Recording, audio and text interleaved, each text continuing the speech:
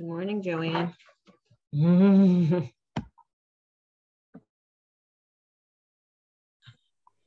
They're seasoned agents. They're seasoned. You're seasoned, Carol. You're not old. Well seasoned. Well seasoned, yes. I'm not saying a word.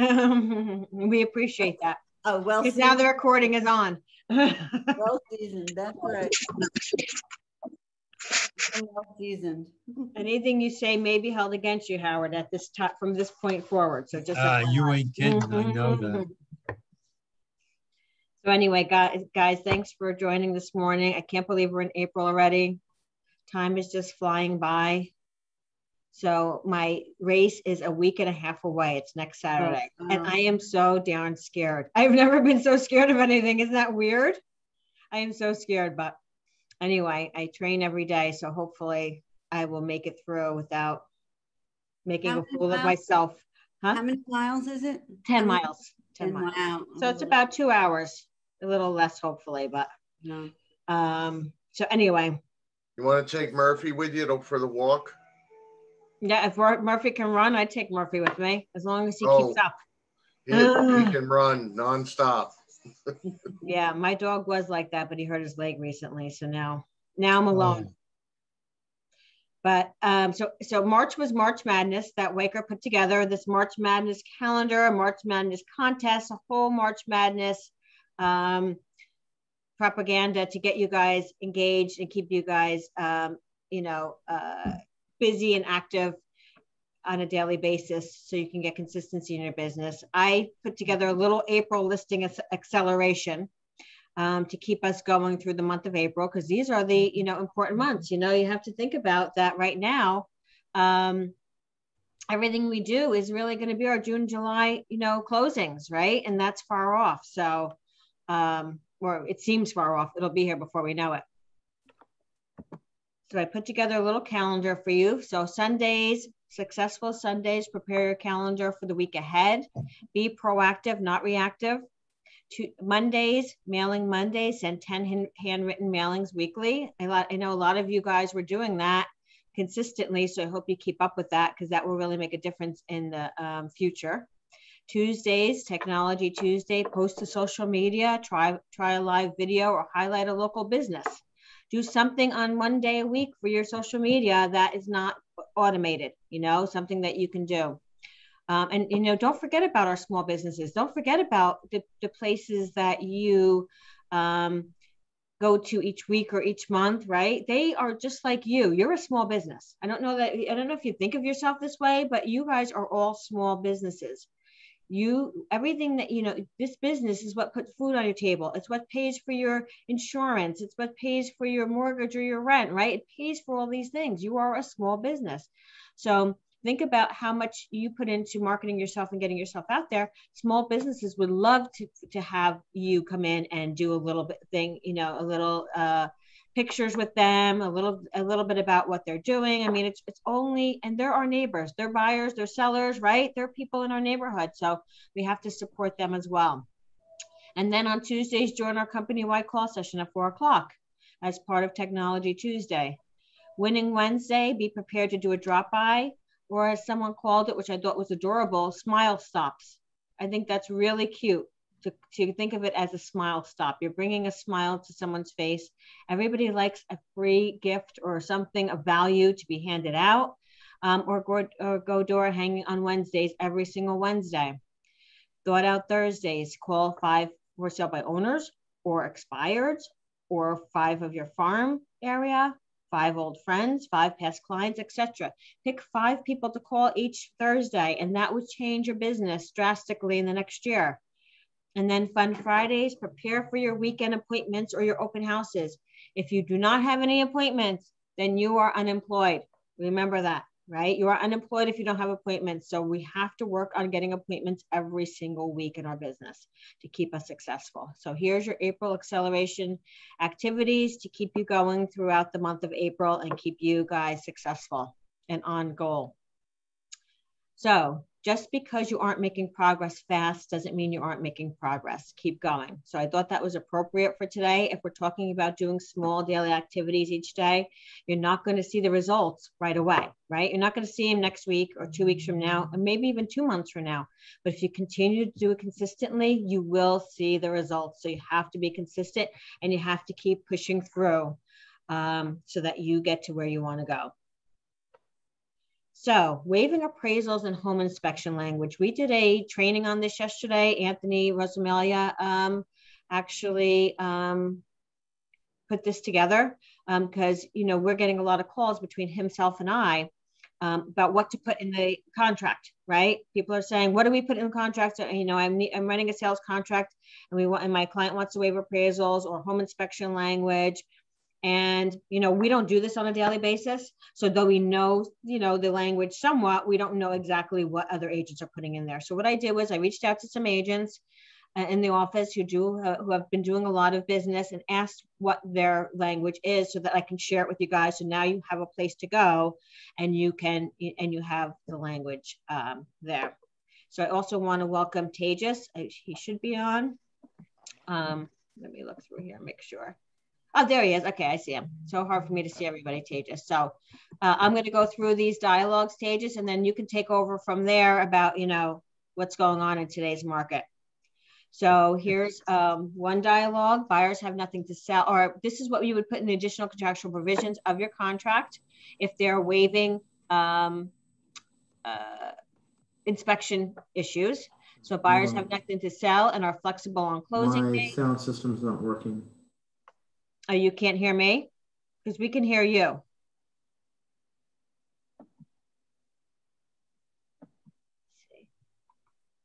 Okay.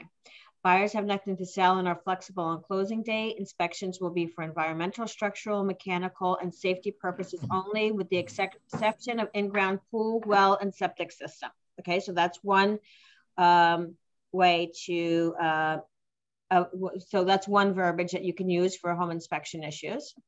Another one for the appraisal. An appraisal at or above the list price will be deemed acceptable. Anything under, buyer agrees to cover the difference. Or buyer agrees to cover the first $5,000 of any appraisal higher than list price, but under offer price and willing to negotiate furthermore if necessary. So what those are saying is, if your price is $500,000 is what the list price is, and your client's coming up to $550,000, and they're willing to waive the difference between $500,000 and $550,000, that's as long as it appraises for at least $500,000. If it appraises for $495,000, then you're going back to negotiate. Okay, so it has to appraise for at least the list price is what your client is usually saying. But remember, all of these dialogues are great, and there's something that you need to discuss with your clients, but they also need to discuss with their lender, right? So they have to be able to do that, right? We could all say we want to do this and that to get the deal, but you have to be able, ready, willing, and able to be able to waive that appraisal or able to have the opportunity to creatively change your mortgage, right? Or your financing. And to jump in, instead of saying 5K, which could lead to some discrepancy, sometimes it's easier, depending on your deal, to put down an actual value. Like if it appraises at 490 or higher, buyer will cover it. If it appraises at 490 or lower, or 489 or lower, prices can be renegotiated. Use that technique depending on your situation. It depends on the sophistication of the seller's attorney, and what have you, because you just want to make it abundantly clear, because the more clear it is, the more likely the seller will go for it. So Tejas, I think in that specific one, they're only waiving a portion of that appraisal, right? So they're not waiving the whole amount. They're willing to come up only 5,000 or 10,000. They're not willing to do the whole 50,000 or whatever they come up to. That's correct. But what I'm saying is, again, like you back calculate the number. So if you're saying it's up to 5,000 and your purchase price was 500, I'm sorry, I was cut out before, my sound system failed me. Yeah. No, you're good now. So, you would say 495 in that example, or above, buyer covers, because that's why you're covering that 5K differential. And if it goes below 495, then, it will be renegotiated or whatever the deal may be. Right. Okay, great. And then here's another one. This is one other one that was shared. Buyer agrees to purchase the home in as-is condition. Buyer retains the right to perform any and all inspections for their knowledge. In the event any major structural, safety, environmental, and or septic issue arises, buyer retains the right to renegotiate and or terminate in the event an agreement cannot be made between the buyer and seller. So that's the home inspection waiver. And then the appraisal waiver, buyer agrees should the home not appraise for list price, contract price, to pay so much amount over appraised value, not to exceed the contract price of. So again, I think that one's pretty much standard. It's the inspection one that differs. So now on the inspection, what we've been seeing, and you need to be very careful on this, is that some agents are saying inspection for informational purposes only. That's very tricky in what it might mean. The way I've seen a lot of sellers interpret that is that you don't have an inspection contingency, it's waived. And that could be the case depending on what you're buying, but most buyers, what they really mean is that they're not waiving inspection. If there's something major they want to cancel, they won't ask for a credit, they don't want to back and forth, but they do want the right to cancel if they find something materially wrong in structure or environment. So you want to be careful with the language you use, that if you're going to say you're purchasing this as is, where is, you should put a caveat that it is still subject to inspection in some way, shape, or form. And if you think that could rupture the deal early on, if you try that, then you might want to talk to the attorney that your buyer is working with to make sure they caveat it in attorney review. great, thank you. So anything you want to share with us, Tejas, that you see going on in the market that could maybe help the agents moving forward? Patience. A lot of patience will help you in this market. It's been a very gruesome market if you are a buyer. It has been like, I don't know, wonderland if you're a seller. I will say this for buyers, we are working with a lot of them. It comes down to managing expectations. And I said this even before this current market, it's always about expectations. So with your buyers in this market, you almost have to tell them up front that, look, you're not in a leverage position.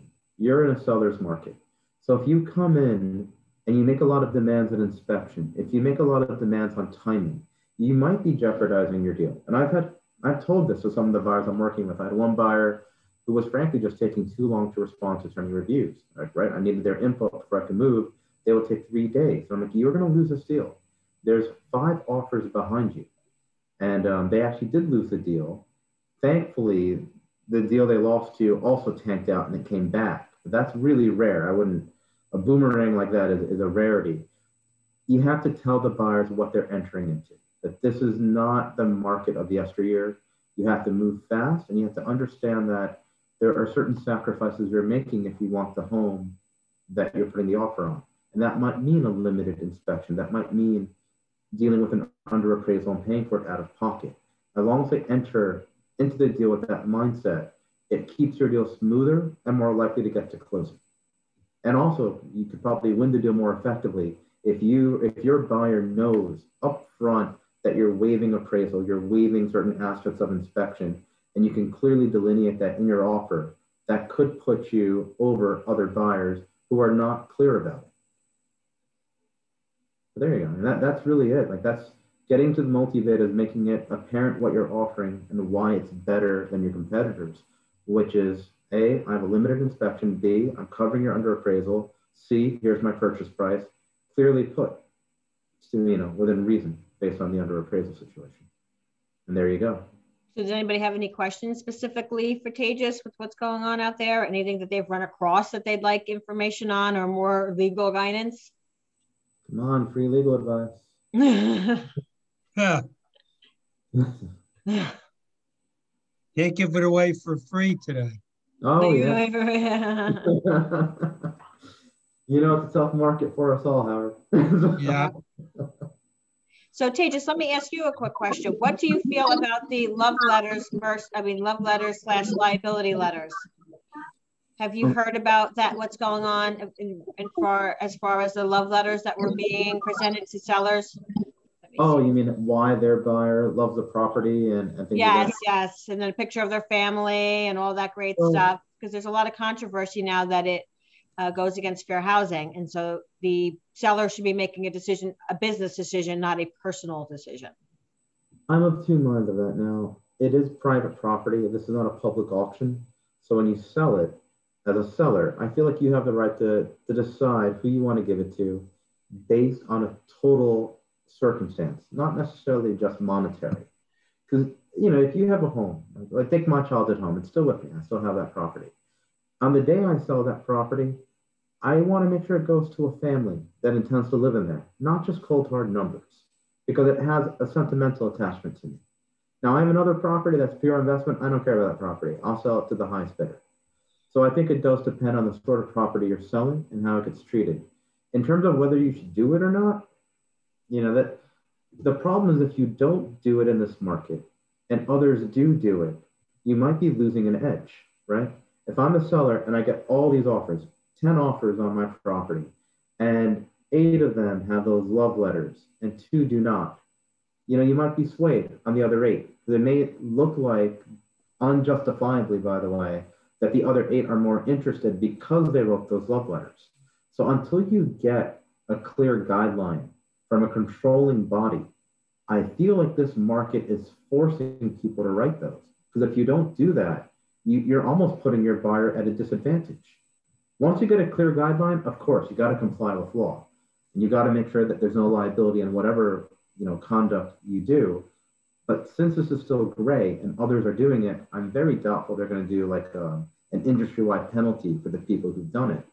The worst they're going to do is later pass a law, say, well, you can't do it anymore. It's not going to retrograde back to the ones that had it. So in the market you're operating in under the current standards, like it or not, I feel like you almost have to, because if you don't, the seller might get swayed by the ones that do. Tejas, I just had an offer on one of my listings that the seller did accept. The agent wanted to write the letter, but of course then she, you know, she was told that she couldn't. The buyers were very upset that they couldn't write a letter to the seller.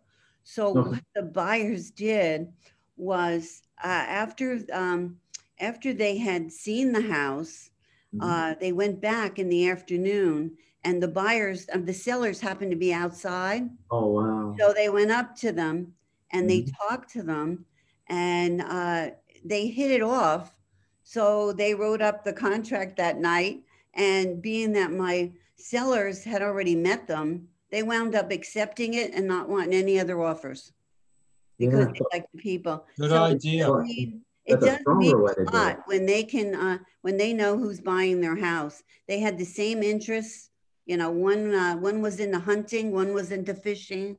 They, you know, the same amount of children. It was great. And then once they accepted that contract that night, they didn't want to hear any other offers, just a backup offer, because they were so happy with the people. So I think what they're doing, I think it's terrible. I agree with you. You should have the right to be able to sell the house to whoever you want to sell it to, for, you know. But anyway, so those were really smart people that went back over. That's very smart. Right, very smart. Yeah. Good idea. I always say that if buyers and sellers were to meet under any other circumstances, they'd be best of friends. They have something in common. They like the same house right off the bat, right? The same neighborhood, the same community. So they already have some interests in common. And so they'd be best of friends. Then you throw in the biggest financial and emotional process they're ever going to go through, right? And attorneys, sorry, Tejas. And, and it becomes then this whole big mess, which it shouldn't be. It should not be as complicated as it is, honestly. But that's my feeling. No, but you're right. I mean, things get very heated sometimes over silly negotiation. Yes. It happens. And the trick again is to diffuse it with those managed expectations. But you're right, Carol. I mean, your buyers are brilliant in doing that. That gave them the edge. And I think that's the thing about the love letters. That's exactly what those are in a written format. You know, it's trying to make the transaction not cold hard money, but personable. So on a frank note, I don't find it unethical, by the way. I don't think there's anything wrong in offering it on private property. But it's not my judgment that really matters. It's going to be the controlling body. It's their judgment and their controlling guidelines that will come into play. Yeah, great. Nicely said. Anybody else have any other, anything else they want to ask Tejas or have anything going on right now? Well, they're quiet today, Tejas, I think because it's awards, the awards, yeah. And that's what they all wait for, yes. So thank you for attending. Thank you always for being such a great part of our support team. And have to get you back on the books for your going over the contract because everybody loves that. That is a winner in my agent's book. They love going through that. They'll do it like once a month if they could. So yeah, whenever you're ready, I'd love to. Absolutely. Thank you. Thank you, Tejas. Take care, everyone. Thank you. Yep, have a good day. Bye. So our office award winners, which is why I know most of you like to come on the first week of the month. And I've just muted everybody just in case you need to unmute yourself. So let's go over our office in a whole. Just, I'd like to give you an idea of what's going on in the office. So we were 86% of our listing objective. Now I want you to know something. Somehow Mike put our objectives up 45% last month and this month, which is incredibly high for any market. So what Joe McDonald had said is, listen, if you can be 15% out over what you did last year in the same month, then we're in good shape, right? So 15% really should be the number we're looking for each year, as our office grows. So I still believe listings, we are at 86% of our objective. Our objective was 44. We actually had 38, which is really, really huge. And I'm going to show you the percentage. Our office compared to this, statewide deficit in listings. So I think that's amazing. I think we had an amazing listing month. Revenue units, 87% of our objective. So our objective was 89. We actually had 77 revenue units. So that's the sales you hand in. So any sale that you hand in or anytime your listing sells is a revenue unit. Okay. And we were actually 35% over last year. So way over our 15% that we should have been, a little under our 45%, but I still think it was an amazing, amazing month. And then our closed revenue, that's your closings. That's when you go to a closing and you get a commission check. We are actually doing amazing with that. So our closed revenue was 106% of our objective. Our objective was 51 and our actual is 54. So we actually closed a lot more people, a lot more agents went home with money in their pockets in the month of March. So here's year over year. So in 2021, we had 79 listings year over year. And in 2020, 84. So we're 6% down year over year from January to the end of March, we're talking. And New Jersey's down 44%. So again, I think that's freaking amazing, right? That our office is only down 6% in listings in a deficit, where we're in this huge listing deficit. As far as revenue units, again, those are the sales that you bring in. 2021, we had 190. 2020, we had 159. So we're over 19% year over year. And then closed revenue units were over 56%. We've closed 147 year to date compared to 94 last year. So yes, we did close down March 18th last year, right? So half of March or a portion of March, the last 2 weeks of March would say, maybe a lot of stuff wasn't going on because we were all still in shock. But still, considering that we went into last year thinking we were in the best year ever and we were doing so much more this year, it's really incredible. So 35% of the office contributed 1 unit in March, which equals 40 agents. So 40 agents contributed at least 1 unit in the month of March, which is great. Again, what the scale is from 30 to 50% is what your office should be. At least handing in, 1 deal a month, and we were at 35%.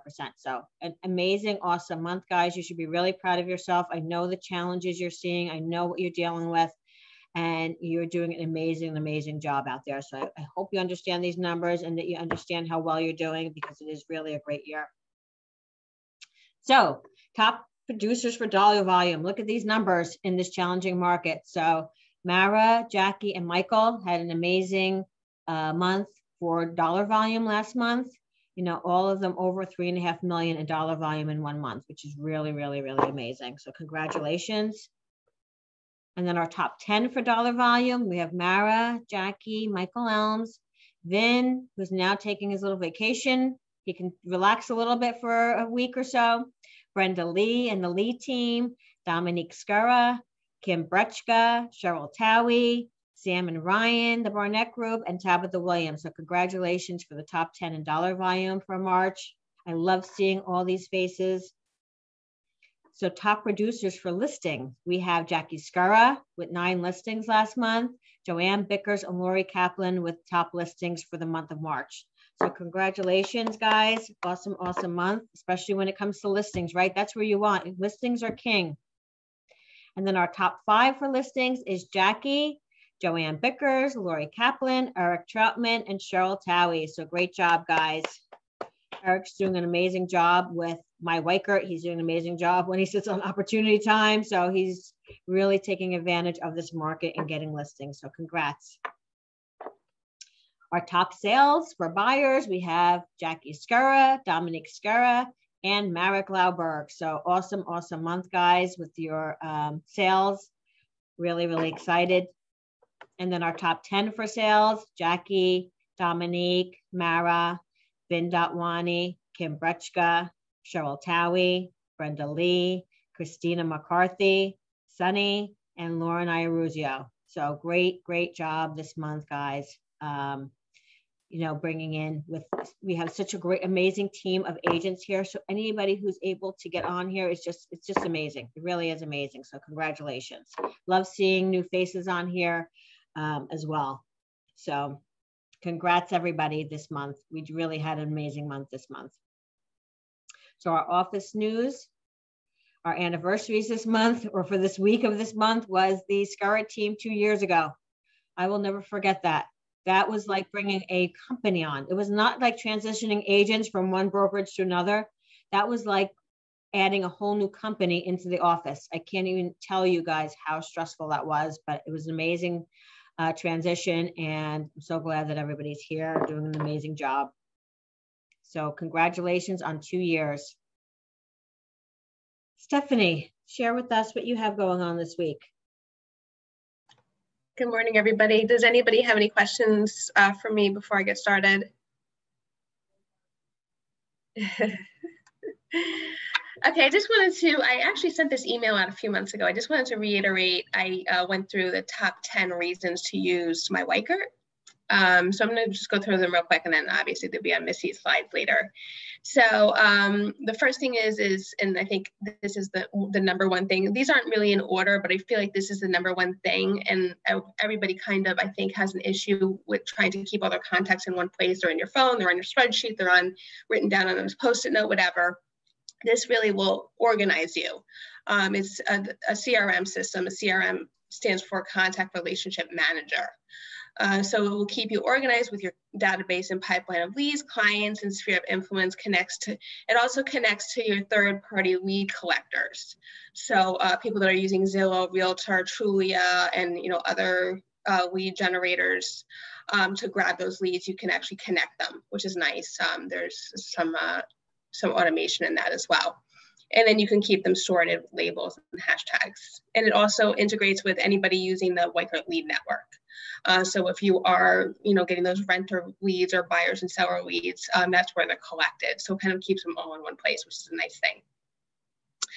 So the second thing, again, probably just as important as the first thing, is it has a lead generation. So a lot with social media, a lot of landing pages, squeeze pages. I've gone over these things a few times, and it's just another way of getting leads. We all could use that. So it has some auto follow. Number 3 there has some auto follow-up functions. You also now have your own customizable website for free, which, for some people, just starting out in the business, that's really great because, websites are expensive to start. They're expensive to keep up. They're expensive to host. You don't even have to do any of that. We have a pretty nice customizable website. It also has 2 mobile apps. included with our subscription. It's the My Weikert app, which is the abbreviated version of the desktop version, and also an open house app, which is good for, you know, getting those leads walking in to an open house. Quick way of getting those leads to sign in. The next slide there, number 6. It has, and we've gone over this a lot in the last few months, the mass email and texting through My Weikert. And Missy says this a lot, and it's true. It acts as an assistant for you. It has a lot of, you know, you can schedule yourself tasks. You can schedule yourself phone calls to make. This way you log in every morning, you kind of know what your agenda is for the day as far as your business goes.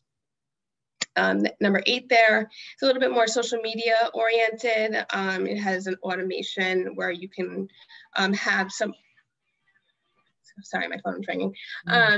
It has some automation when it comes to auto posting on social media, which is important. I think that, you know, we get busy with our day, we forget to post things and whatnot. It really, it's something that you, if you have Facebook and Instagram and all those things, it's nice to have that automation, you know, keeping you in people's news feed.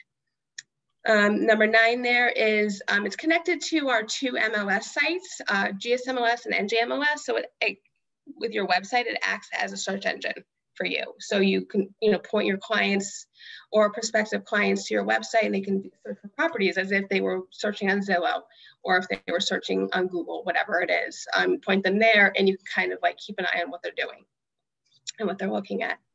And the 10th thing there for listing agents, it has a property boost feature that does that auto post on Facebook. It automatically boosts it out to the Facebook world.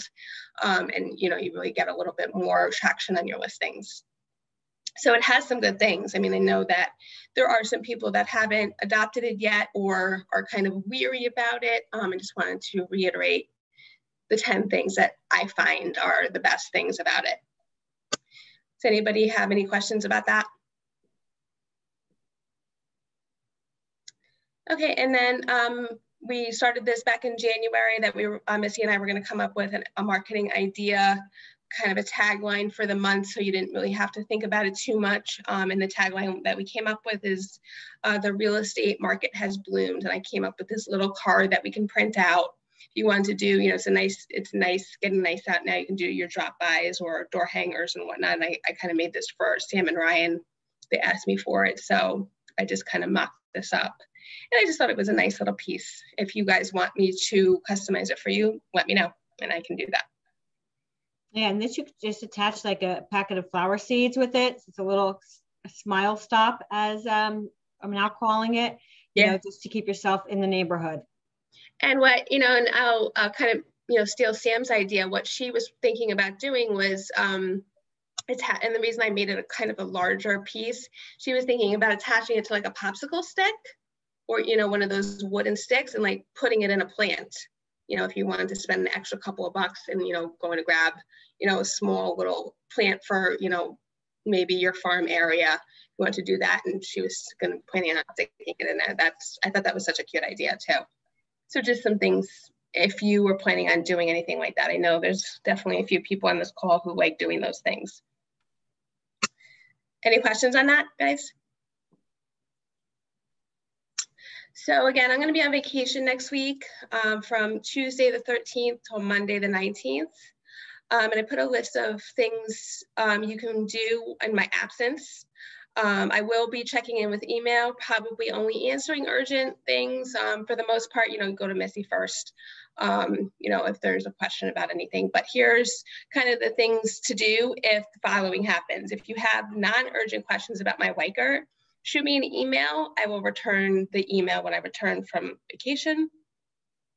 If you have tech issues, and this is kind of all the time, not just when I'm on vacation, but if you do have tech issues with my Weikert, there is the chat bubble in the right-hand corner of the My Weikert platform, and they're really responsive. You know, pose the question, ask the question. They're pretty responsive. You know, especially if it's something that's affecting, you know, what you wanted to be doing. They're very good about that. So you just shoot them in. It's a chat, and it's a live person. If you have tech issues in general, so computer problems, you can't get on the Wi-Fi here, you know, whatever the case may be, there's always the help desk, Weikert's help desk. There's the phone number. Again, very responsive. They're pretty easy to work with. So any custom marketing pieces that you want created or you want to edit or you want to resend out, I'm just going to have to do that stuff when I return. There's not really anybody to back me up on that. But for other questions, so anybody needs a brochure next week or, you know, something on the fly, I know people kind of, you know, are waiting to the last minute to do brochures and whatnot. I actually have another MTS backing me up. There's her information. She's the MTS in the New Brunswick office. She is really, really good to work with. Her name is Roma Sani. There's her cell and her email. Just if you can go to Missy first and ask her, she might be able to help you, or if not, you know, Roma is kind of just gonna take over for me for those kind of questions or listing presentation questions or whatever you have like that. She's not gonna be coming into the office. She's gonna still be working out of her office, but you can certainly reach out to her. And for anything else, you know, feel free to email me and I'll return the email when I return, or, you know, maybe ask Missy. Any questions, guys, with that? Okay, thank you, Stephanie. Nice. So some office updates. Ready to come back safe and sound. So, you know, I wanted to get your feedback. And again, you can put it in the chat box of how people feel. Obviously, we will always stay safe and sound. We'll always have our masks on. We'll always stay 6 feet apart. But maybe coming back with office meetings or trainings. I did a training the other day. I'm doing Monday trainings for the new agents that have joined us. And, you know, we have a nice small group, so we're able to keep ourselves distanced. But it was so nice to be in front of people to do a training, more interactive, just more comfortable. And I think you're more engaged also when you're in front of, you know, when we're together. So if you want to start coming back slowly and doing our office meetings, you know, I'd love to hear your feedback on that. As things get better, more and more people are vaccinated now, or have at least, you know, have an appointment to be vaccinated. I also want to remind you guys, and this was something that came up on one of our calls this week, pulling tax cards. So you can pull tax cards sometimes on NJACB when you're looking up the tax record. Sometimes they'll have the tax card right there, or you can call the town. But sometimes, you know, you do want to know for sure what the town has as far as how many bedrooms, how many baths, right? What they're taxing it for. Sometimes it's a lot different than what's listed on the MLS. You know, something we forget is that the MLS is input by agents, right? Nobody's checking it. So it's not always accurate information. We came to terms with that the other day. Someone was looking at something and it said it was public sewer. Mind you, they had documentation for a failed septic in the documents, but they listed it as public sewer, right? So it's just a mistake. Whether they did, maybe they have an assistant putting it in, maybe they're just not paying attention when they're putting stuff in. So we can't always go by accuracy, as we know, when it comes to MLS. We have to do due diligence for our clients. So pulling tax cards is really a good way to just really understand what that home is being taxed for. You should know that, especially to, you know, if you're representing your seller or your buyer, to know exactly what that information is. Another thing I want to mention, the moratorium is being lifted April 17th. And then tenants have 60 days to get out before being evicted if they were unable to pay because of financial issues, okay? So they're going to start evicting people again. It's going to be 60 days from April.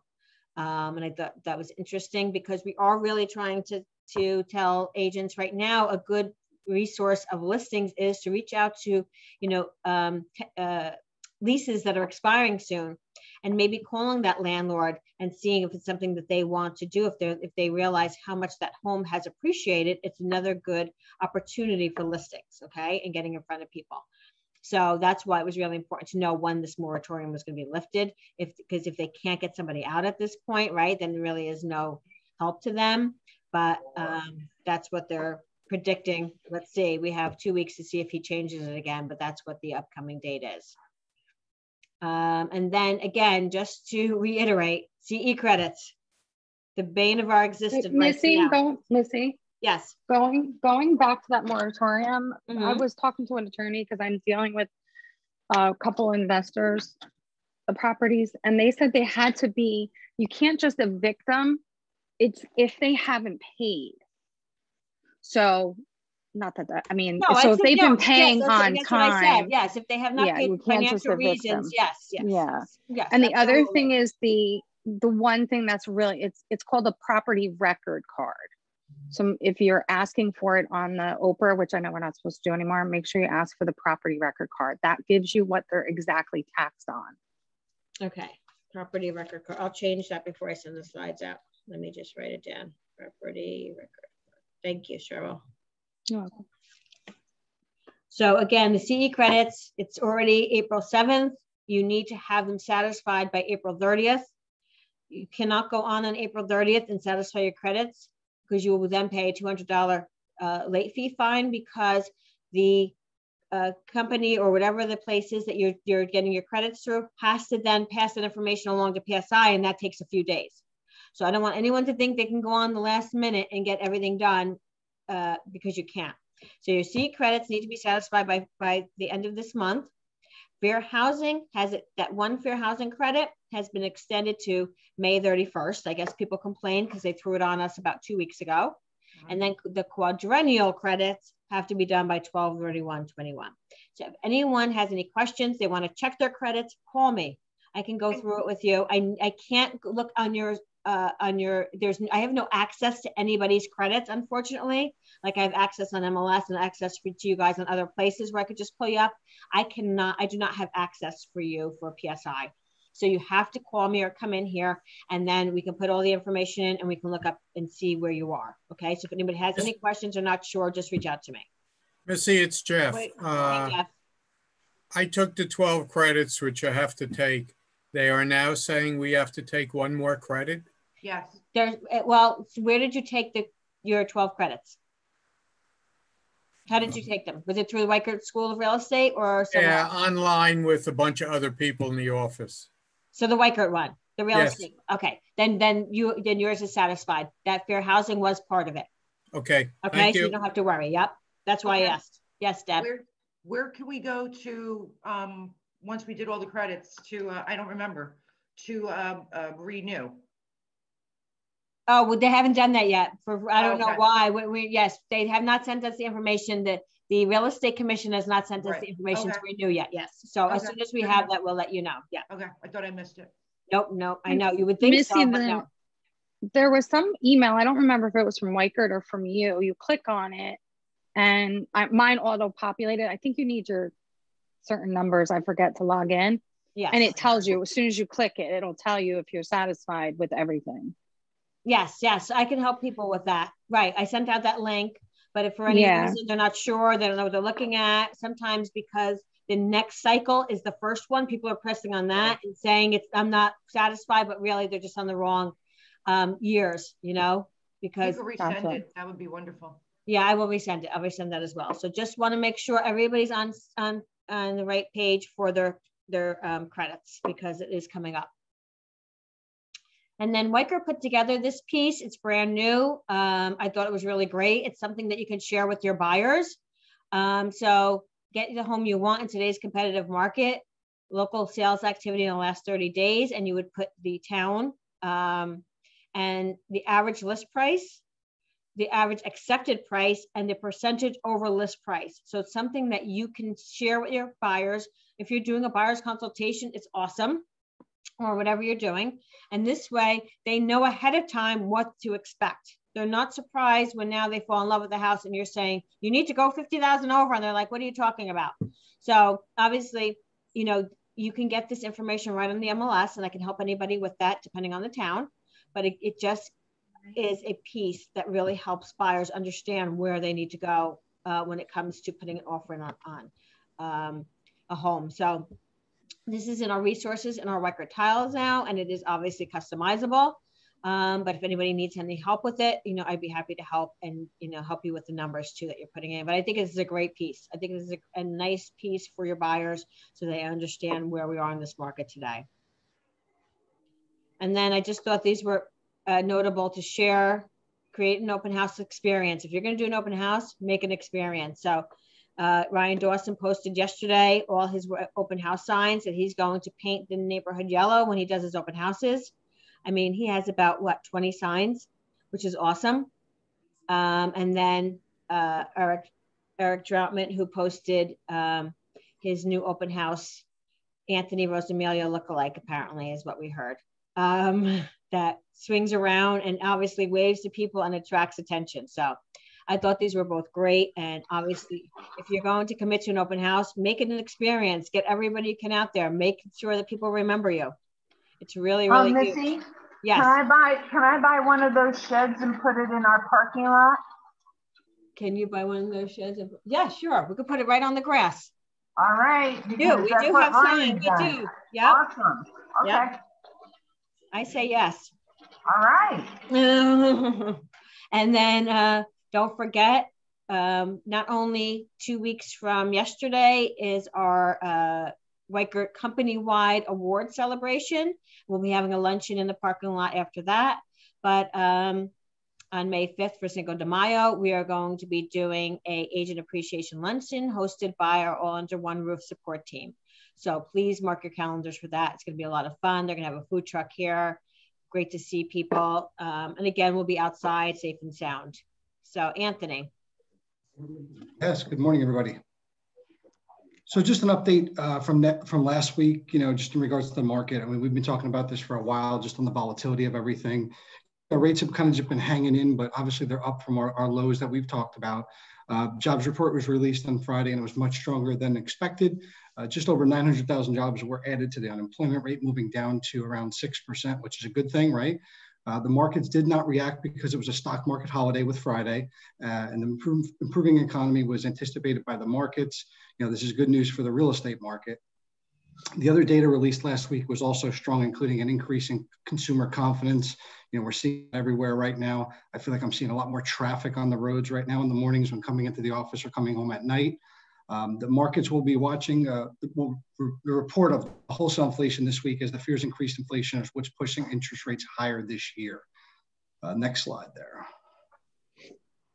We've talked about this too as well. I mean, we're hearing a lot of noise with, the market being super competitive right now where deals are starting to fall apart. I literally got a call while I was on the phone on our meeting today where a buyer's having issues right now qualifying after a loan's been already accepted. They've been in approval for over a month now. So trying to see if I can kind of get involved and start to help the day there. So the challenges are still happening on a regular basis when we're not involved or when you're letting a buyer kind of dictate the transaction. So, getting them in touch with me early on in the process, even if it's a second opinion, just to let you know and give you peace of mind that the borrower is going to qualify is extremely important right now. Unless you have a real nutritional deficiency where you do need to replete that. We've talked about this too as well. I mean, again, if I'm not speaking to clients, and you're running around with them, like I tried doing a pre-approval the other day on someone that was already pre-approved. Full credit, the guy's credit scores were literally super low where no one can even do the loan at all. And someone had issued pre-approval months ago. So, these things are just really important, but, we could always make, have assistance with buyers as far as getting them pre-approved, working on fixing their credit. I mean, I have a good idea as far as what people need to do with credit scores, or I work with partners and companies that we could actually increase people's credit scores over time. So depending on how far gone it is, I usually align them with someone that kind of puts them on a program, but sometimes I have simulators that I can kind of help and guide people in a quick way on what they could do, either pay down a credit card and what their score might go to at that point to kind of have them buyer ready, within a fast period of time. So, we have all those tools for buyers. Trivia question of the week, according to National Association of Home Builders, rising lumber prices have raised to an average price of a new home by how much recently? This number, I couldn't believe it, but it's 5,000, 53,000, 24,000, or 9,000 on an average price of new home. 24,000. C, 24,000. We got some B's and C's going on here. B, 53. C. My C. son said nobody has the right to even act on prices because lumber is so high. What was it? The answer is C, 24,000. Yay. And it's crazy because a friend of mine is actually raising his house down the shore. And, from when they executed the contract in late summer on the plans to do it over the winter and doing it, they had a revision to it. And he was kind of upset. He's like, like lumber prices are up. And he was like, well, how's that my fault? And I said, you got to think about it. They're not pre-purchasing lumber 6 months in advance to renovate the house or put an addition on the house. Lumber is more expensive when you're thinking about like decking and stuff. Lumber is more expensive than putting composite decking. A year and a half ago, composite decking and longer were always more expensive than, a typical wood deck. So a lot of people always went wood to save money. It's the other way around right now. Composite's cheaper than actually, wood. So it's amazing right now. And just the cost of, building homes has definitely went up for sure. Lumber is up 150% in this area. Yeah, it's crazy. It is amazing. I always say, think about what we do as realtors, how we influence the economy. Just by selling one house, right? How many different people, contractors, law attorneys, title, like we create so much business for the economy every time we sell a house. It's incredible. And we don't even think about that. Yep. They have to buy paint. They have to buy new carpet. They have to buy That's why they look at Lowe's and the Home Depots of the world as big drivers on what's happening in the economy, because if they're busy with stuff going on, everything else is going to follow suit. Yep. Anybody have any questions for Anthony? No, it's good. All right, thank you guys. So our our local market absorption rate. So what I did here, just so you understand, the first number 4 was last week's total units active, and compared to this week's total units active. So what happened was the first 3 I was like, wow, the inventory has gone up, quite a bit, and that is consistent with what happens in April every year, right? Even though we're in a shortage of inventory, we're still going to see more homes now than we have in the past. And then as soon as I started doing this comparison, they started going down. So it's just what it is. So some of the towns, Morris Plains has double the amount of homes active this week. I don't know if 8 really is consistent with a lot of homes, but Parsippany is up to 51, Hanover 20, and then you'll see them go down from there. So, the absorption rate is, I think everything's under like 1.5 months right now. We're not even touching 1.5 months. So it's considerably down even over last week, if you see the numbers from last week. But, this market is just a great, great market, and a challenging market. And, there's so many things we could say about this market, but the homes, I guess, are staying steady. And some places we've seen an increase in listings in the last week.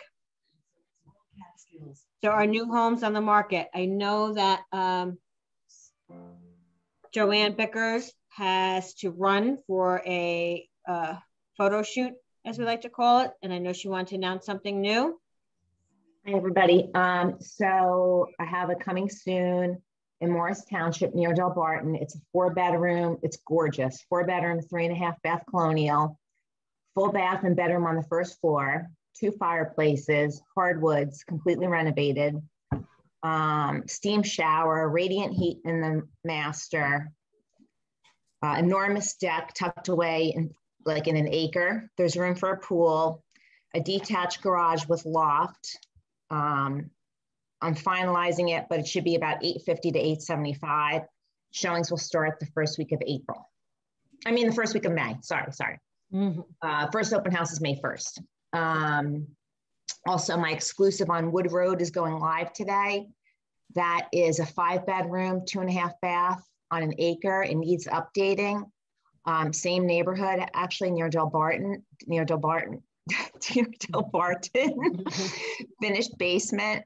Deck runs the length of the house. Needs updating, but it's a very private property. The last comp in this neighborhood went for $660, and this one's priced at $650. The one that went for $660 had a little bit more land, but needed just as much work. So awesome. Congratulations. Also, open houses Saturday and Sunday. And I have one more.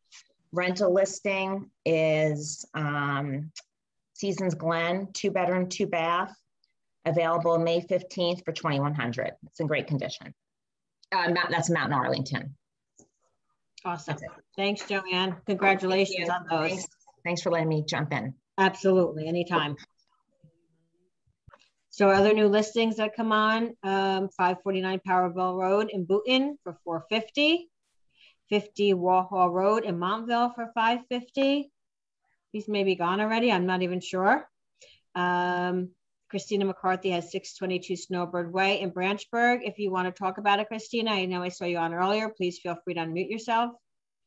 Jackie also has 327A Split Rock Road in Rockaway for $1.1 million.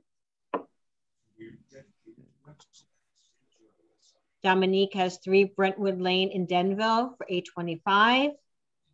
Cambretchka 666 Bloomfield Avenue, number 34 in West Caldwell for $290. Again, I saw a lot of you on. If you want to speak about your listings, feel free to. Marissa Poston has it coming soon. 14 Barone Street in Necong for $359.9. Lucy, I'm here. Yes. Hey, Marissa. Can I talk about it? Hello, everyone. Yes, I have. This is a 3-bedroom, 1.5 bath colonial. The lot is pretty big. It's flat. Has a long driveway. I think 3 or 4 cars can fit in it. It's right off of 46 on the border of Netcong and Roxbury. So very convenient location. It needs a little bit of cosmetic updates, but it's definitely move-in ready. That's your style of how it looks, but it'll be available for showing next Thursday, the 15th. Hey, Marissa. Yeah. Can Weichert see it sooner or no? It's not exclusive. It's coming soon. She has some cleaning to do and we have photos to take. So she does not want anybody in there yet. Okay, so Thursday next week? Yeah, I'll let you know as soon as it's ready. I can get you in first if you want.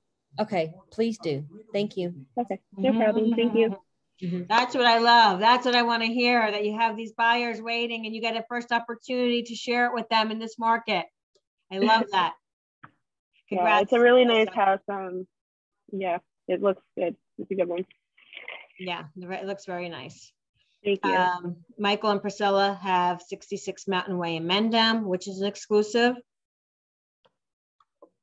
Anybody else have anything coming soon on the horizon in search of? Actually, real quickly, before we get to that, I just want to let everyone know that speaking of our legacy agents in our office that we love and we love dearly, Virginia Carpenter is going for hip replacement surgery today. So I just want to let you guys know, if you want to reach out to her, obviously maybe not today, but maybe tonight or tomorrow, and just see how she's feeling. You know, I just wanted to let you know what was going on. That's why she's not on today. So it's something that she needed to get done. But obviously we just want to show her that we're there for her. So just wanted to mention that while I was thinking about it. But anyone else have anything coming soon on the horizon in search of price about reductions? Virginia?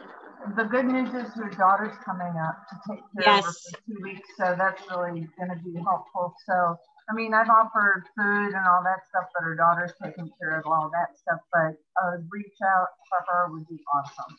Yeah, absolutely. Thank you, Catherine, for letting us know that. That's great to know. I have a no. I can't now, do it. yes, now you do. I have a Shangam Lake split colonial coming on, walk to the beach for $625. It's a split colonial, 4 beds plus an office, or 5 beds, really beautiful piece of property. Putting it on today, showing start tomorrow. And I have 2 buyers looking for something specific. One, I have an $800,000 buyer looking for anything in Hanover Township. So if anybody has anything coming up, please let me know. And another buyer who desperately wants to be in Flanders Crossing in Mount Olive, if anybody knows of anything or has anything coming up there. Great. Please share those. Let's get them coming. A place on Bahama in Parsippany coming up Friday. 5 bedroom, 2 pool bath, 2 half bath, 1.5 acres. That'll be about $850. I have the townhouse in Rockaway for $375, a 3.2, and a one in Lake Hiawatha 3.2. Not sure what the price is on that, but it's going to be a fixer-upper. So, Eric, are these some of the listings that you opportunities that you received by doing your mass email, mass text? Two of them will be. One is an estate, and another one will be another estate, a fourth one, but we're still waiting on that one. Awesome. But yeah, they're mass emails. Awesome. Awesome. Congrats on those. That's great.